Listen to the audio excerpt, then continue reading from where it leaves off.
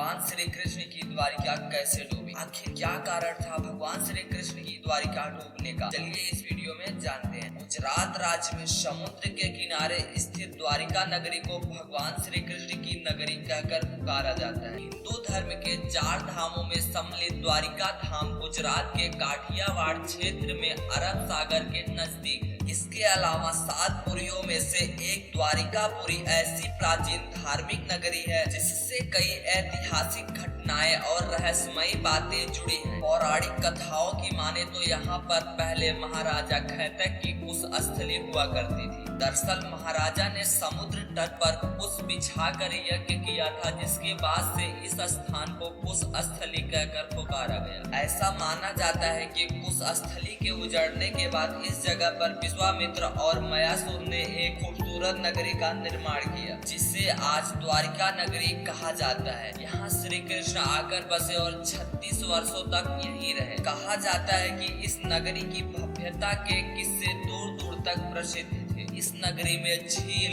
हीरे, सोने और अन्य रत्नों से जुड़े विशाल महल मौजूद थे। इसके अलावा व्यापार के लिए बंदरगाह भी बने हुए थे। तो आइए दोस्तों जानते हैं कि कैसे और क्यों श्री कृष्ण की द्वारिका नगरी जल में विलीन हो गई और इससे जुड़ी कई पौराणिक कथाएं। एक बार महर्षि विश्वामित्र और देव ऋषि नारद आदि गणों के साथ द्वारिका नगरी पहुंचे, जहां कुछ नवयुवक ने उनका उपवास करने का प्रयास किया। कुछ युवकों ने मिलकर श्री कृष्ण के पुत्र सांब को स्त्री की वेशभूषा पहनाई और उसे ऋषियों के समक्ष ले गए और कहने लगे कि ये स्त्री गर्भ से है, हम इसके गर्भ में पल रहे बच्चे को लेकर चिंतित हैं, कृपया हमें बच्चे के बारे में कुछ बताइए। अब ऋषियों ने इस साधना की ओर ध्यान में लीन हो गए तो पाया कि औरत के भेष में श्री कृष्ण का पुत्र है। इस मजाक से व्यतीत होकर ऋषियों ने खुद को अपमानित महसूस किया और यदुवंशियों को श्राप दे दिया।